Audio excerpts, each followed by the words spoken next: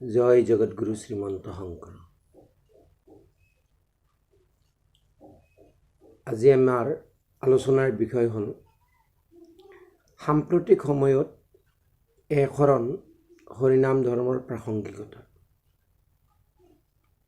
আমাৰ সমাজত আজি চাৰিওফালে নাম ধৰ্মৰ প্ৰসাৰ প্ৰচাৰ হৈ আছে। অসমৰ প্ৰায় প্ৰতি চুবুৰীতে একোটাকৈ নামঘৰ আছে আৰু এই নামঘৰবিলাকত নিত্য নৈমিত্তিক নানা অনুষ্ঠান যদিও চলি আছে, তৎসত্ত্বে সমাজত আন নানা ধৰ্মৰ এনেকুৱা প্ৰভাৱ পৰিছে যে আমাৰ যুৱ সমাজ নানা ধৰ্মৰ দ্বাৰা আকৰ্ষিত হৈ ভিন্ন ভিন্ন ধৰ্ম গ্ৰহণ কৰিছে। আমি সেই ধৰ্মবিলাকক হিংসা বা নিন্দা নকৰোঁ, কাৰণ মহাপুৰুষ গুৰুজনে আমাক এটা কথা কৈ গৈছে যে আন ধৰ্মক নিহিংসিবা কদাচিত। গতিকে আমি কেতিয়াও তাক নিন্দা নকৰোঁ, আৰু কোনোবা আকৰ্ষিত হৈছে তাতো আমাৰ ক'বলগীয়া নাই, কাৰণ তেওঁলোকে সেই ধৰ্মটোৰ দ্বাৰা কিবা এটা পাইছে, পাই আকৰ্ষিত হৈছে। কিন্তু মুখ্য কথা হ'ল সমস্ত বেদাদি শাস্ত্ৰৰ সাৰ হৰিনাম ধৰ্ম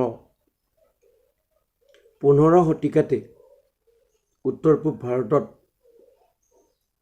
মহাপুৰুষ শ্ৰীমন্ত শংকৰদেৱে প্ৰচাৰ কৰি গৈছিল। আৰু এই সমস্ত ধৰ্মৰ যি ৰজা শিৰোমণি একশৰণ হৰিনাম ধৰ্ম প্ৰচাৰ কৰিবলৈ তেওঁ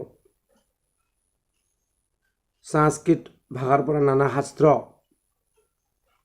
অসমীয়ালৈ অনুবাদ কৰিছে আৰু এটি সুদৃঢ় অসমীয়া জাতি গঢ়ি থৈ গৈছে। তেওঁ পাহাৰ ভৈয়াম সকলো এক কৰি সকলো জাতি উপজাতি গোষ্ঠী সম্প্ৰদায়ক একত্ৰিত কৰি এক মহান সুবৃহৎ অসমীয়া জাতি গঢ়ি তোলাৰ মানসেৰে এক অভিনৱ সংস্কৃতিৰ সৃষ্টি কৰিছিল, যাক সকলোৱে হিয়া ভৰি আদৰি লৈছিল। সেই সময়ত আজিও লৈছে, আজিও আছে। সেই সময়ৰ যি ৰাজনৈতিক অৰ্থনৈতিক নাইবা প্ৰাকৃতিক যি দুৰ্যোগ বা দুৰৱস্থা মানুহক অত্যন্ত জুৰুলা কৰি তুলিছিল, আৰু মহাপুৰুষ শ্ৰীমন্ত শংকৰদেৱে এইবিলাক কাৰণতে এখন ঠাইৰ পৰা আন এখন ঠাইলৈ দৌৰি ফুৰিবলগীয়া হৈছিল। কিন্তু তেওঁ এই যে মানুহৰ দুখ দুৰ্গতি দেখি প্ৰকৃত আধ্যাত্মিক ধ্যান ধাৰণাৰে এক সুস্থিৰ সমাজ গঢ়ি তুলিবলৈ প্ৰয়াস কৰিছিল। আৰু থোৰতে ক'ব পাৰি এয়া এক অভিনৱ আচলতে নৱজাগৰণৰ সৃষ্টি আছিল। সেই সময়ত যদিও ভাৰতৰ অন্য প্ৰান্তত বৈষ্ণৱ ধৰ্মৰ প্ৰচাৰ প্ৰসাৰ হৈছিল, অসম মুলুকত বিশেষভাৱে শিপাব পৰা নাছিল। ঠায়ে ঠায়ে দুই এজনে মহাপ্ৰভু চৈতন্যদেৱৰ সংস্কৃতিৰ দ্বাৰা প্ৰভাৱান্বিত হৈছিল, কিন্তু মহাপ্ৰভু চৈতন্যদেৱৰ মাত্ৰ 48 বছৰ বয়সতে বৈকুণ্ঠ প্ৰয়াণ হোৱাৰ পিছত তাতো নানা খেলি মেলি পৰিলক্ষিত হোৱা দেখা গৈছিল। সেইকাৰণে কলিবলৰ পৰা যি কলুষিত হৈ দুৰ্বাসনাগ্ৰস্ত যিবিলাক জীৱ, এই জীৱবিলাকক সংহাৰ নিকাৰৰ পৰা উদ্ধাৰ কৰাৰ বাবেই যেন 1449 খ্ৰীষ্টাব্দত মহাপুৰুষ শ্ৰীমন্ত শংকৰদেৱ ভগৱান শ্ৰীকৃষ্ণৰ অংশ অৱতাৰ অৱতীৰ্ণ হৈছিল। আৰু তেওঁ উপনিষদৰ সাৰ, সমস্ত উপনিষদৰ যি সাৰ শ্ৰীমদ ভাগৱত গীতাৰ পৰা একশৰণ তত্ত্ব, শ্ৰীমদ ভাগৱত মহাপুৰাণৰ সৎসংগ আৰু বিষ্ণু সহস্ৰ নামক সাৰ কৰি একশৰণ হৰিনাম ধৰ্ম বা যাক আমি মহাপুৰুষীয়া ধৰ্ম বুলি কওঁ তাক প্ৰৱৰ্তন কৰিছিল আৰু সমাজত প্ৰচাৰ কৰিছিল। সেই সময়ত অগণন লোকে মহাপুৰুষ গুৰুজনাৰ যি বাণী আৰু লগতে তেওঁৰ যি শিল শিক্ষা ধৰি অত্যন্ত উপকৃত হৈছিল। অসমীয়া জাতি এক হৈ গৈছিল। সকলো স্তৰৰ মানুহে অতি সহজে উপাসনা কৰিব পৰাকৈ ভাগৱতৰ পৰা অসমীয়া ভাষাত কীৰ্তন, দশম, ভগৱান কৃষ্ণৰ যি লীলা চৰিত্ৰ আদি পদ্যানুবাদ কৰি সুলভ ভক্তি ধৰ্ম প্ৰচাৰ কৰি গৈছিল। ভাগৱতত কৈছে যে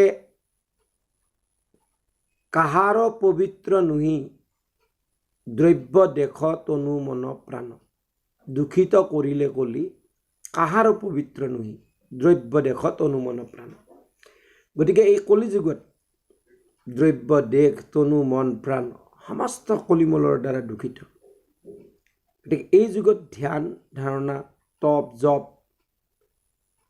দান, ব্ৰত, তীৰ্থ আদি শুদ্ধভাৱে আচৰণ কৰা সম্ভৱপৰ কথা নহয়। কাৰণ প্ৰথমতে হ'ল কলিযুগত মানুহৰ অল্প আয়ু, আৰু লগতে এই কলিযুগৰ মানুহৰ আজি আমি যাক বিজ্ঞান বুলি ভাবোঁ, এই বিজ্ঞানেও কেৱল আমাৰ বিষয় সম্বন্ধীয় সুখ প্ৰাপ্তিৰ কাৰণেহে যি কৰিছে, আৱিষ্কাৰ কৰিছে। আমাৰ পঞ্চ জ্ঞানেন্দ্ৰিয়ক সুখ দিব পৰা, মনক সুখ দিব পৰা মাত্ৰ দ্ৰব্যাদিৰহে আৱিষ্কাৰ কৰিছে। আধ্যাত্মিকতা সম্বন্ধে কোনো সঁহাৰি নাই বা আজিলৈকে একো পোৱা নাই।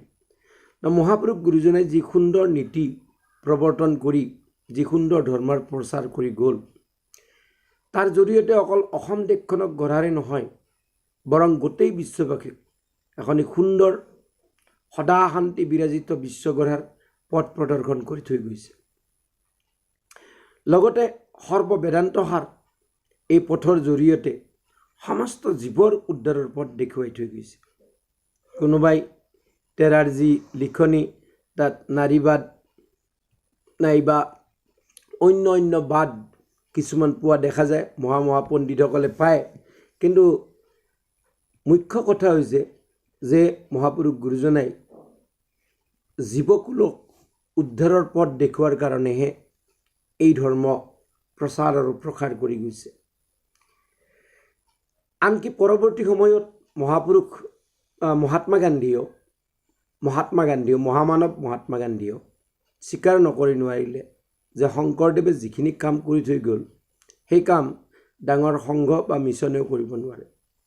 বিশেষকৈ তেওঁ যি অস্পৃশ্যতা, কুসংস্কাৰবিহীন এনেকুৱা এখন পবিত্ৰ শুদ্ধ নিকা সমাজ গঢ়ি থৈ গ'ল, তাক ভাবিলেই বিস্ময় মানিব লাগে। সেই সময়ত সমাজত অস্পৃশ্যতা, কুসংস্কাৰ এনেকৈ দেখা দিছিল যে সেই কথা আজি আমি ভাবিবই নোৱাৰোঁ। আজিও বহু ঠাইত তেনেকুৱা অস্পৃশ্যতা, কুসংস্কাৰ আছে বা লাহে লাহে আমাৰ সমাজলৈকেও সেইবিলাক বিয়পি আহিছে। মহাপুৰুষ শংকৰদেৱে বেদোক্ত কৰ্ম জ্ঞান আৰু ভকতি পন্থৰ ভিতৰত একমাত্ৰ ভক্তি মাৰ্গকেই সৰ্বশ্ৰেষ্ঠ মাৰ্গ বুলি অভিহিত কৰি কেৱল এক কৃষ্ণত শৰণ আৰু সৎসংগত তেওঁৰ গুণ যশ কৰ্মলীলা শ্ৰৱণ কীৰ্তনকৈ প্ৰধান সাৰ বস্তু বুলি কৈছে। বেদত তিনিটা পন্থৰ কথা আছে: কৰ্ম মাৰ্গ, জ্ঞান মাৰ্গ, ভক্তি মাৰ্গ। আৰু এই কৰ্ম, জ্ঞান আৰু ভক্তিৰ ভিতৰত মহাপুৰুষ গুৰুজনাই মাত্ৰ ভক্তি মাৰ্গকে বিশেষ প্ৰাধান্য দিছে। আৰু ইয়াৰ মূল কাৰণ হ'ল যে ভক্তি মাৰ্গ বিধিৰ কিংকৰ নহয়, কিন্তু কৰ্ম মাৰ্গ আৰু জ্ঞান মাৰ্গ ই বিধিৰ কিংকৰ। নানা প্ৰকাৰৰ বিধিৰ জৰিয়তেহে তাক সাধনা কৰিব পাৰি। আৰু সাধ্য বস্তু কি হ'ব পাৰে? কৰ্ম মাৰ্গত স্বৰ্গাদি সুখ আৰু জ্ঞান মাৰ্গত সেই একেই ব্ৰহ্মলোক পৰ্যন্ত পাব পাৰে। কিন্তু এই সমস্তবিলাক মায়াৰ অধীন, মায়াধীশ যি ভগৱান কৃষ্ণ তেওঁৰ মায়াৰ অধীন, আৰু তাৰ পৰাও জীৱকুলৰ পতন ঘটি পুনঃ এই জগতত আহি নানা যোনিত জন্ম মৃত্যুৰ জৰিয়তে নানা দুখ যন্ত্ৰণা ভুগিব লগা হয়। ভগৱান কৃষ্ণই অৰ্জুনক কৈছে হৰণ তত্ত্ব সম্পৰ্কে, এক হৰণ তত্ত্ব সম্পৰ্কে। শ্ৰীমদ ভাগৱত গীতাত কৈছে, সৰ্বগুহ্যতমং ভূয়ঃ শ্রীণু মে বসম পরমাবসঃ ইস্তহসি মে দৃঢ়মিতি ততো বক্ষ্যামি তে হিতম মন্মনা ভব মদ্ভক্তো মজ্জাজি মাং নমস্কুরু মামো বৈশ্যসি সত্যং তে प्रतिजाने प्रियोऽसि मे सर्वं सर्वधर्मं परित्यज्य मामेकं शरणं व्रज अहं त्वां सर्वपापेभ्यो मोक्षयिष्यामि मा शुचः। हे अर्जुन, মই তোমাক সকলোতকৈ গুহ্যতম পৰম শ্ৰেয় সাধন মোৰ শেষ কথা শ্ৰৱণ কৰা। তুমি মোৰ অত্যন্ত প্ৰিয়, আৰু এইকাৰণে তোমাক মই এই কল্যাণকাৰী কথা কৈ দিছোঁ শুনা। তুমি একমাত্ৰ মোটেই চিত্ত ৰাখা, মোকেই ভক্তি কৰা, মোক পূজা কৰা, মোক নমস্কাৰ কৰা। মই সত্য প্ৰতিজ্ঞা কৰি কৈছোঁ, তুমি মোকেই পাবা, কিয়নো তুমি মোৰ প্ৰিয়। অৰ্থাৎ ভক্তজন ভগৱানৰ প্ৰিয় হয়। ভক্তিতে তুষ্ট সন্ত নাৰায়ণ, ভগৱান ভক্তিত তুষ্ট হয়। ভক্তি মানে পৰম অনুৰাগ, ভগৱানৰ প্ৰতি পৰম অনুৰাগ। এই ভগৱানৰ প্ৰতি পৰম অনুৰাগ সম্পন্নে নাৰদ ভক্তি সূত্ৰটো কৈছে বোলে সাতু তস্মিন পৰম প্ৰেম ৰূপ। ভক্তি কি বোলে পৰম প্ৰেম ৰূপ। গতিকে এই পৰম প্ৰেম যদি ঈশ্বৰৰ প্ৰতি কৰিব লগা হয়, তেনেহ'লে আমি কি কৰিম বোলে সকলো ধৰ্ম পৰিত্যাগ কৰিম। সৰ্বধৰ্মান পৰিত্যাজ্য, সমস্ত ধৰ্ম। কি কি ধৰ্ম আহিব? স্বভাৱৰ ধৰ্ম, মনোময় ধৰ্ম, লৌকিক ধৰ্ম, বৈদিক ধৰ্ম, জাতি ধৰ্ম, চাৰি আশ্ৰমৰ ধৰ্ম, এই সমস্তবিলাক ধৰ্ম পৰিত্যাগ কৰি যদি কেৱল মাথোন ভগৱান কৃষ্ণ পদপংকজত শৰণাগত হোৱা যায়, তেনেহ'লে তেওঁ আমাক সমস্ত পাপৰ পৰা মুক্ত কৰে। গতিকে ভক্তি ৰত্নাকৰতো মহাপুৰুষ গুৰুজনাই কৈছে যে ভক্তি বৃক্ষস্য শৰণম বীজং পৰমেকম স্মৃতম সাধনাদ্য নুপত্ৰস্য প্ৰেমানন্দ ফলস্য। ভক্তি ৰত্নাকৰত কৈছে ভকতিৰ বীজ শৰণেহে নিজ, প্ৰেমানন্দ তাৰ ফল। ভক্তিৰ ফল ভক্তিয়ে, ভক্তি মানে প্ৰেম, আৰু প্ৰেমৰ পৰিণামটো ফলটোও প্ৰেমে, প্ৰেমৰূপী ফল প্ৰাপ্তি হয়। গতিকে ভক্তিৰূপী বৃক্ষৰ শৰণেই বীজ, আৰু ভক্তিৰ সাধনা নৱবিধ ভক্তি সেই বৃক্ষৰ পত্ৰ স্বৰূপ। প্ৰেম আৰু আনন্দ তাৰ সুমিষ্ট ফল। গতিকে সৰ্বমূলম কৃষ্ণ পাদ শৰণম পৰিকীৰ্তিতম যত বিনাশ্ৰৱতে ভক্তি ৰাম ফাণ্ডাত পয়ো যথা। এতিয়া শৰণ যদি নলয় কোনোবাই, শৰণ মানে আশ্ৰয়, ঈশ্বৰত আশ্ৰয়, ভগৱান কৃষ্ণত এক শৰণ। এক শৰণ হ'বলগীয়া কাৰণটো কি? কাৰণটো হৈছে যেতিয়ালৈকে আমাৰ ইন্দ্ৰিয়জ বৃত্তিবিলাক নানামুখী হৈ থাকে, তেতিয়ালৈকে আমাৰ মনে সংকল্প বিকল্প কৰি থাকে, আৰু এটা সময়ত বুদ্ধি, যাৰ নাম মতি, এই মতিয়ে বহুত কেইটা স্তৰত তাক সিদ্ধান্ত কৰিব পাৰে, যেনে কুমতি, সুমতি, দুৰ্মতি, মহামতি, মন্দমতি। গতিকে এইকেইটা স্তৰত বুদ্ধিয়ে মনে সংকল্প বিকল্প কৰি থকা যি ভাৱ, তাক নিশ্চয় কৰি কাৰণ বুদ্ধিৰ সূত্ৰই হ'ল নিশ্চয়াত্মকাত ইতি বুদ্ধি, যিয়ে নিশ্চয় কৰে তাৰ নামেই বুদ্ধি। গতিকে এই বুদ্ধিয়ে তৎপশ্চাত ইন্দ্ৰিয়বিলাকক কৰ্মত প্ৰবৃত্ত কৰে। গতিকে প্ৰত্যেক ইন্দ্ৰিয়ই কৌটি কৌটি যদি ধৰ্ম ধাৰণ কৰি থাকে আৰু সেই অনুযায়ী ভাৱ আহি থাকিব আৰু সেই ভাৱ অনুযায়ী যদি আমি কৰ্ম কৰি থাকোঁ, তেনেহ'লে আমি কি পাওঁ? দুটা ফল প্ৰাপ্তি হয়, সুখ আৰু দুখ। যিটো বস্তু একখন আগতে সুখৰ কাৰণ আছিল, সেই বস্তুটোৱে একখন পিছত দুখৰ কাৰণ হয়। ধৰি লওক আপুনি কাৰোবাৰ গৃহত ডাঙৰ খানা পাতিছে, আপোনাকো নিমন্ত্ৰণ দিছে, খানা খাবলৈ গৈছে, বহুত মাছ মাংস দৈ পনীৰ নানান ধৰণৰ দ্ৰব্যাদি তাত তৈয়াৰ কৰা হৈছে আৰু খাই বৰ আনন্দ প্ৰাপ্তি হয়। যিমান পাৰি সোৱাদ পায়, কাৰণ জিভাৰ কামেই হৈছে কেৱল ৰস আস্বাদন কৰা। গতিকে জিভাই যিমানেই অতৃপ্ত যেতিয়ালৈকে হয় তেতিয়ালৈকে খাই থাকে। খাই আহি বৰ সুখ পালে আৰু বাহিৰত মানুহক ক'লেও বৰ আনন্দ পালোঁ, আজি বৰ সুখ পালোঁ, বৰ সুন্দৰ।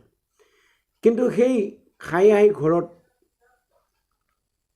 যদি আপোনাৰ হজম নহয়, ডায়েৰিয়া হয়, পেটত গেছ হয়, মূৰৰ বিষ হয়, তৎপশ্চাত কি ক'ব যে আজি মই বৰ বেয়া কাম কৰিলোঁ, ইমান কষ্ট পাইছোঁ, আৰু জীৱনত এনে কাম নকৰোঁ। সেই অলপ আগতে যিটো বস্তু সুখৰ আছিল, অলপ পিছতে সি দুখৰ পৰিণাম হয়। যাৰ পুত্ৰ নাই, সন্তান নাই, সিও দুখী। যাৰ সন্তান আছে সিও দুখী আজি সমাজত। যাৰ ধন নাই তেওঁ সকলো দুখী, আৰু যাৰ ধন আছে তেওঁ সকলো দুখী, সদায় হেৰুৱাৰ ভয়। যিয়ে মান সন্মান পোৱা নাই তেওঁলোকো দুখী, আৰু যিয়ে মান সন্মান পাইছে তেওঁলোকে তাক ধৰি ৰখাৰ বৰ্তাই ৰখাৰ কাৰণে দুখী। সদায় সংশয় মনত, সদায় চিন্তা, সদায় ভয়, ৰাখিব পাৰিবনে নোৱাৰিব। গতিকে যদি আমি কৃষ্ণ পদপংকজত এই ধৰ্মবিলাক এৰি শৰণাপন্ন হওঁ, বহুত মানুহে ভাবে যে শৰণ লোৱাৰ লগে লগে আমি কাম কৰিব নোৱাৰিম নেকি, অন্য কৰ্মত প্ৰবৃত্ত। বোলে এতিয়া আমি কৰ্ম কৰি আছোঁ নিজৰ বুদ্ধিক আশ্ৰয় কৰি, আৰু সেইকাৰণে আমি দুটা ফল পাওঁ, সুখ আৰু দুখ। আৰু যেতিয়া কৃষ্ণত শৰণাপন্ন হৈ আমি যেতিয়া কৰ্ম কৰোঁ, সেই কৰ্ম আমাৰ পৰ ইচ্ছাত হয়, অৰ্থাৎ কৃষ্ণৰ ইচ্ছাত হ'ব। আৰু কৃষ্ণৰ ইচ্ছাত যেতিয়া কৃষ্ণত সমৰ্পণ কৰি কৰা কৰ্ম কৰা হয়, তেতিয়া তাৰ ফল প্ৰাপ্তি নহয়। তাত কি হয়? আনন্দ প্ৰাপ্তি হয়, কিন্তু ভোগ কৰিবলগীয়া সুখ দুখৰ নিচিনা পৰিণাম নাপায়। সেইকাৰণে হনুমান, অৰ্জুন তেওঁলোকে যুদ্ধ কৰিছে ঈশ্বৰৰ ইচ্ছাত, ঈশ্বৰৰ আদেশত। তেওঁলোকে ঈশ্বৰৰ আদেশ উলংঘা কৰা নাই, ঈশ্বৰৰ কাৰণে মাত্ৰ যুদ্ধ কৰিছে। কিয়? বোলে ভগৱানে আহিছিলে কিহৰ কাৰণে? বিনাশায়স্য দুষ্কৃতম, দুষ্কৃতিকাৰীবিলাকক বিনাশ কৰাৰ কাৰণে। পৰিত্ৰাণায় সাধুনাম, সাধুবিলাকক পৰিত্ৰাণ কৰাৰ কাৰণে। আৰু সৰ্বশেষত মহান কাৰ্যটো হৈছিল ধৰ্ম সংস্থাপনাৰ্থই, ধৰ্ম সংস্থাপন কৰাৰ কাৰণে। কাৰণ আমি জানো যে প্ৰতিজন অৱতাৰী পুৰুষ আহে, শুদ্ধ সত্য ধৰ্ম প্ৰচাৰ প্ৰৱৰ্তন কৰি যায়। তেৰাৰ বৈকুণ্ঠী হোৱাৰ পিছত বা এই জগত এৰাৰ পিছত সেই ধৰ্মত লাহে লাহে গ্লানি আহিবলৈ ধৰে। যেনেকৈ আমাৰ শৰীৰত এতিয়া ভাগৱত কথা শুনি আছোঁ, কি সুন্দৰ, মন পবিত্ৰ, বিৰাট ভাল লাগে। কিন্তু ইয়াক এৰাৰ পিছতেই আমাৰ ইন্দ্ৰিয়বিলাক পুনৰ বিষয়লৈ ধাৱে, বিষয়লৈ গতি কৰে। কৰাৰ লগে লগে পুনৰ শৰীৰটো লেতেৰা হয়, কাৰণ তেতিয়া আমি কৃষ্ণ ভাৱনাপন্ন হৈ নাথাকাৰ কাৰণে কি হয়? শৰীৰ পুনৰ লেতেৰা হয়। ই এটা চিমনিৰ নিচিনা, লেম্পৰ। আমি যে সৰুকালিতে লেমেদি পঢ়িছিলোঁ, গতিকে সেই চিমনিটো ধুই পখালি সুন্দৰকৈ যেতিয়া লগাই দিয়া হয়, তেতিয়া তাত সুন্দৰ পোহৰ নিৰ্গত হয় চিমনিৰ মাজেদি। কিন্তু 1 ঘণ্টামান যোৱাৰ পিছত তাত ধোঁৱা লাগি পুনৰ লেতেৰা হয়। আমাৰ এই দেহটো চিমনিৰ নিচিনা। এই চিমনিত এতিয়া ঈশ্বৰৰ নাম কীৰ্তন কৰি আছোঁ একান্ত মনে, গতিকে চিমনিত চাপ। কিন্তু যেই এই নাম কীৰ্তন এৰা যাব বা ঈশ্বৰৰ ভাৱনা বিমুখ হ'ম, লগে লগে আমাৰ পুনৰ এই দেহটো কি হয় বোলে পুনৰ ই মলিয়ন হয়। সেইকাৰণে কায়বাং মানসম সাক্ষাৎ কৃষ্ণে পৰমা পুৰুষে পৰিনিষ্ঠাশ্ৰয়ম যদ্বৈ শৰণম তৎপ্ৰকীৰ্তিতম। ভগৱানক আশ্ৰয় কেনেকৈ ল'ম? সেইকাৰণে কৈছে কায় বাক্য মনে পৰম পুৰুষ শ্ৰীকৃষ্ণত আমি কি কৰিব লাগিব?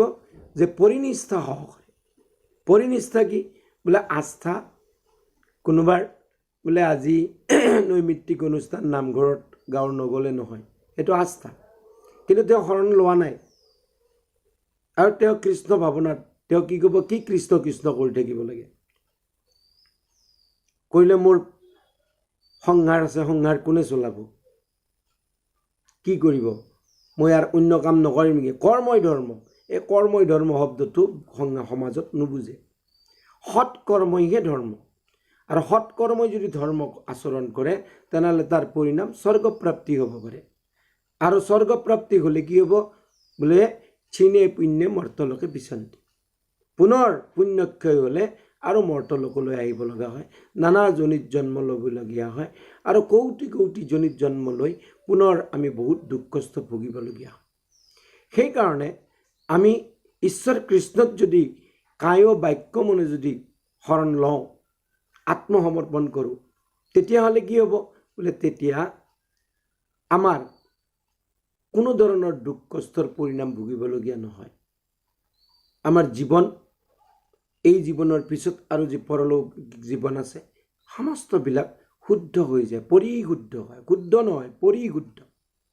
সেইকাৰণে নিজৰ যি শৰীৰ, প্ৰাণৰ প্ৰতিও মমতা ত্যাগ কৰি একমাত্ৰ যদি জগত নিবাস জগদীশ্বৰত চিত্ত নিবিষ্ট কৰা হয়, তাক উত্তম শৰণ বুলি কৈছে। আৰু এই শৰণৰ 6টা লক্ষণো আছে। আমাৰ নাৰদ পঞ্চৰত্নত দিছে। নাৰদ পঞ্চৰত্ৰত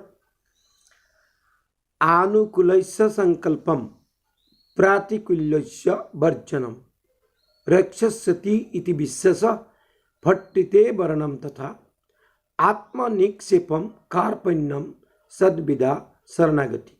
অৰ্থাৎ এই শৰণৰ যি 6টা লক্ষণ, আপুনি শৰণ লৈছে নে নাই? আমাৰ সমাজত আজি প্ৰায় সকলোৱে কয় যে মই এক শৰণ, মই এক শৰণ। এতিয়া লৈছে নে নাই সেই সম্বন্ধে আপুনি গম পাব, নিজেই গম পাব, কোনেও আপোনাক ক'ব নালাগে। প্ৰথম কথা, কৃষ্ণ ভক্তিৰ অনুকূল গ্ৰহণ, প্ৰতিকূলবিলাক বৰ্জন। 2, 3 ভগৱানে মোক ৰক্ষা কৰিব, এইটো বিশ্বাস। 4 তেওঁকে পালনকৰ্তা বুলি বৰণ। 5 আত্মসমৰ্পণ। আৰু 6 দীনহীনতা। এই 6টাই ভকতৰ লক্ষণ। এক শৰণ ভকতৰ লক্ষণ এই 6টা। ইয়াত কি হয়? যেতিয়া কায় বাক্য মানে ঈশ্বৰত শৰণ লোৱা হয়, তেতিয়া ঈশ্বৰৰ দায়িত্ব মোক কেনেকৈ চলাব, তাত আনৰ দায়িত্ব নাই। কিন্তু যেতিয়ালৈকে আমি বুদ্ধিক আশ্ৰয় কৰি চলি থাকিম, তেতিয়া মই নিজৰ দায়িত্ব মোৰ। সেইকাৰণে বলিয়ে যেতিয়া তেওঁক চলনা কৰিবলৈ গৈছিল বামন স্বৰূপে ভগৱানে, 2 পদত তেওঁৰ সৰ্ব লৈ লৈছিল। আৰু তেতিয়া বলিক কৈছিল যে তই মিছলীয়া, এতিয়া বাকী 1 পদ ভূমি ক'ত দিবা? তেতিয়া বলি কৈছিল যে প্ৰভু মোক মিছলীয়া বুলি নক'ব, মই কৈছোঁতো 3 পদ ভূমি দিম। এতিয়াও 1 পদ ভূমি বাকী আছে। কি বোলে? মোৰ শিৰ। আমি সমস্ত সিদ্ধান্ত এই জগতত জীৱ হিচাপে বুদ্ধিক আশ্ৰয় কৰি লওঁ। যেতিয়ালৈকে বুদ্ধিক ঈশ্বৰত সমৰ্পিত কৰা নহয়, তেতিয়ালৈকে এক শৰণ নহয়। আৰু বলিৰ যেতিয়া মূৰত প্ৰভু ভগৱন্তই চৰণ থৈছিল, তেতিয়া বলিৰ কায় বাক্য মনে সমৰ্পিত হৈছিল। এতিয়া বলিৰ নিজস্ব একো নাছিল, যি কৰিব ঈশ্বৰে, আৰু ঈশ্বৰে তেওঁক সুতল প্ৰদান কৰিছিল, যি স্বৰ্গতকৈও মহান মহীয়ান, আৰু য'ত ভগৱান কৃষ্ণ নিজে সদা সৰ্বদা তাত ৰক্ষক হৈ আছিল। গতিকে হে কৃষ্ণ ইটো ঘোৰ সংহাৰ পঞ্চত তিনি তাপে আতি হয় হুয়াই আছে হত তুজু পদ পদ্ম ছায়া ছত্ৰ বিনে তাৰ নাহি কে শৰণ ইয়াৰ তাপ এৰাইবাৰ। গতিকে এই জাগতিক যে তিনি তাপ ত্ৰিতাপযুক্ত যি এই জগত ত্ৰিগুণাত্মিকা এই জগতৰ পৰা যদি আমি তাপৰ পৰা যদি পৰিত্ৰাণ পাব লাগে তেনেহ'লে একমাত্ৰ কৃষ্ণ পদপংকজত শৰণাগতিত বেৰে অন্য উপায় নাই।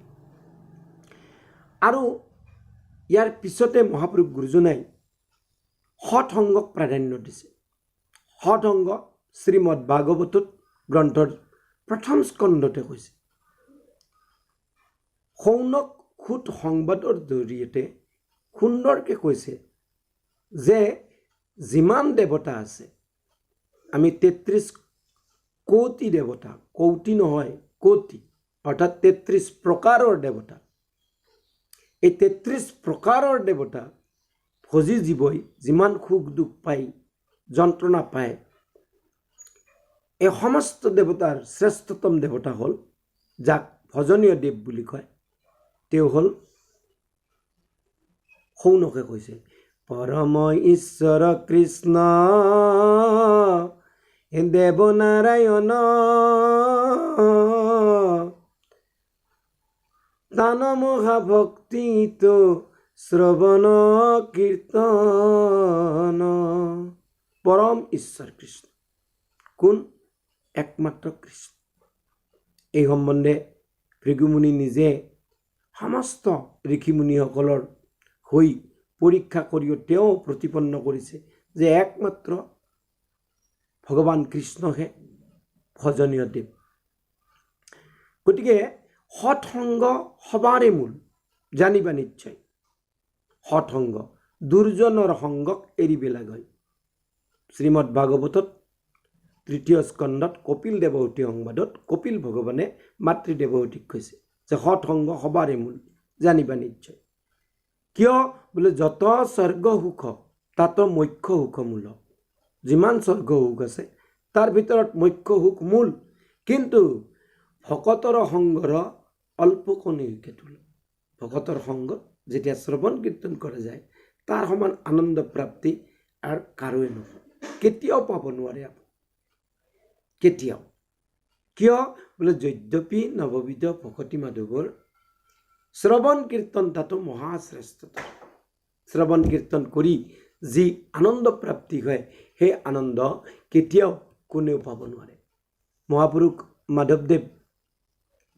মাধৱদেৱৰ যি ভাগিন ৰামচৰণ ঠাকুৰ, যিয়ে গোৱাগাছা সত্ৰ প্ৰতিষ্ঠা কৰিছে আৰু বহুত, তেখেতে মহাপুৰুষ শংকৰদেৱৰ সংস্কৃত ভাষাত ৰচিত ভক্তি ৰত্নাকৰ গ্ৰন্থৰ সাধু সংগ মহত্ব অধ্যায়ত কৈছে যে মহন্ত হবৰ সংগ অংগ ভকতিৰ।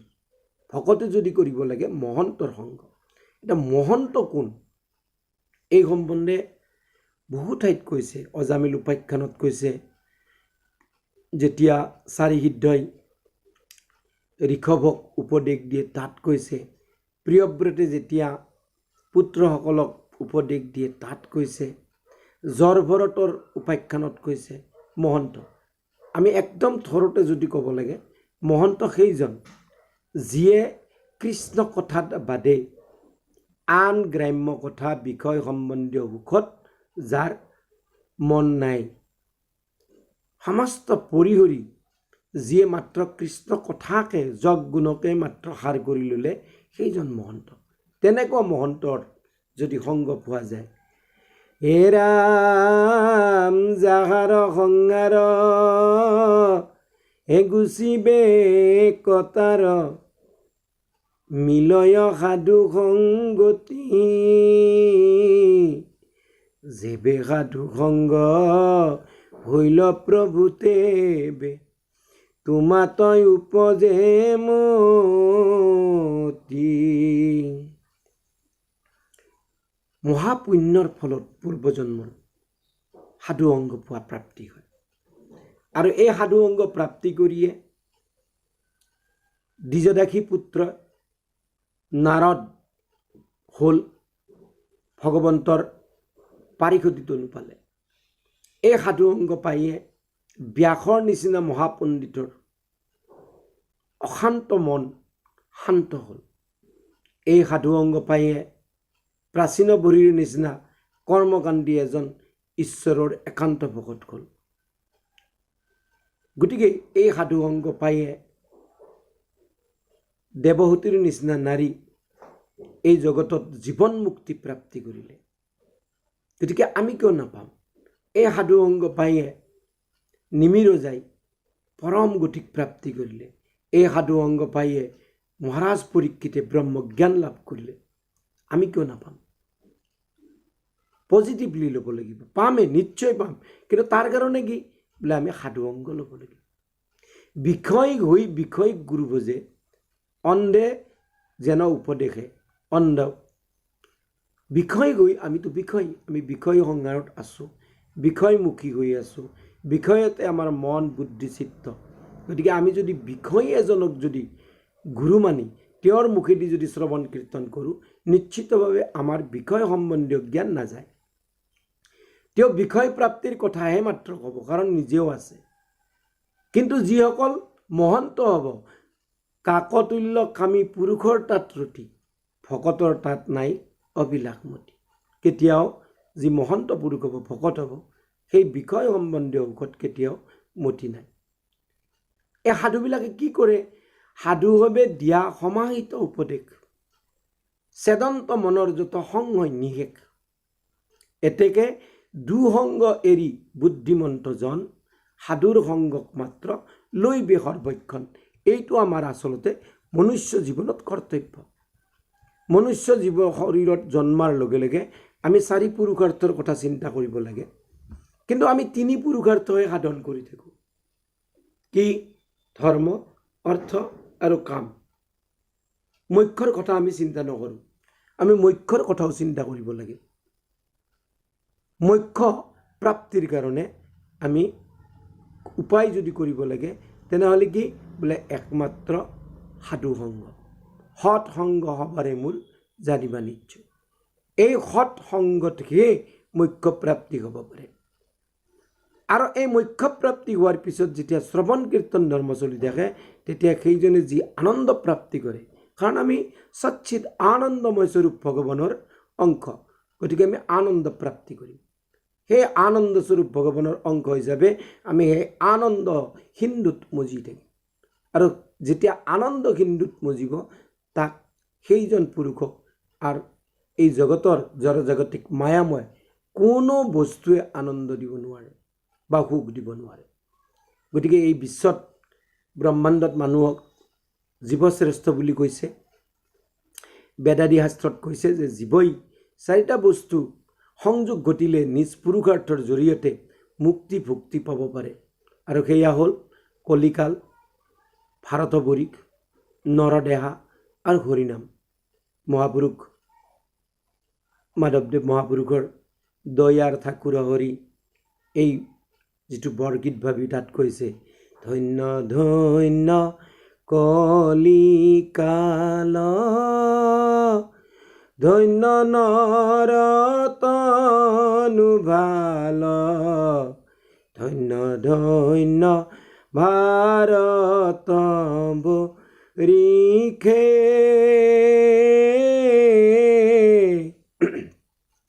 এ তপ জপ তীৰ্থতে যি তোমাৰ নামক ভজি, তোমাৰ নামক ভজি। এই 4টা বস্তুৰ সংযোগ এই কলিযুগত। গতিকে এই 4টা বস্তু একেলগে লাভ কৰাৰ পিছতো আমি যদি মনুষ্য হৈ আমি মুক্তি ভক্তি প্ৰাপ্তি কৰিব নোৱাৰোঁ, তেনেহ'লে কি কৈছে? আত্মঘাতী বুলি কৈছে ভাগৱত শাস্ত্ৰই। গলত জৰিলৈকে মৰাইটো লগাই যি মৰে সেইটো ছুইচাইড নহয়, আত্মঘাতী নহয়। ট্ৰেইনৰ আগত পৰি মৰা আত্মঘাতী নহয়, পানীত জাপ দি মৰা তাক আত্মঘাতী বুলি নকয় পাৰমাৰ্থিকত। আত্মঘাতী সেইজন যিয়ে মনুষ্য শৰীৰ এই কলিকালত ভাৰতবৰ্ষত পায়ো হৰিনামক নভজি বিষয় সম্বন্ধীয় সুখত মত্ত হৈ আছে, তাকে আত্মঘাতী বুলি কয়। সেইজনে ছুইচাইড কৰি আছে, সেইজনে। আৰু সেইকাৰণে দেৱৰ্ষী নাৰদে বৃহৎ নাৰদীয় পুৰাণত কৈছে, হৰেৰ নাম কেৱলম কলৌ নাস্তিব্য গতিৰ অন্যথা। গতিকে আমি একমাত্ৰ পৰমেশ্বৰ কৃষ্ণত শৰণাপন্ন হৈ ঈশ্বৰ কৃষ্ণৰ গুণ যশ লীলা সৎসংগত শ্ৰৱণ কীৰ্তন কৰি আমি এই মনুষ্য ধৰ্ম কি কৰিব পাৰোঁ? ধন্য কৰিব পাৰোঁ। আৰু এই জীৱন্ত অৱস্থাতে মুক্তি পাব পাৰোঁ। মুক্তি মানে পুৰণি যি প্ৰবৃত্তি মাৰ্গ বিষয় সম্বন্ধীয় সুখৰ পৰা মুচি দিয়া তাক মুচ যোগ 3 প্ৰত্যয় নিৰন্তৰ মুচি থাকি আনন্দ প্ৰাপ্তিৰ দিশে ধাৱমান হোৱা, আনন্দ প্ৰাপ্তি কৰিব পাৰি। আজিৰ কাৰণে ইয়াতে থৈছোঁ। এই সম্বন্ধে আৰু এটা এপিছডত আমি পুনৰ আলোচনা কৰিম। কৃষ্ণ।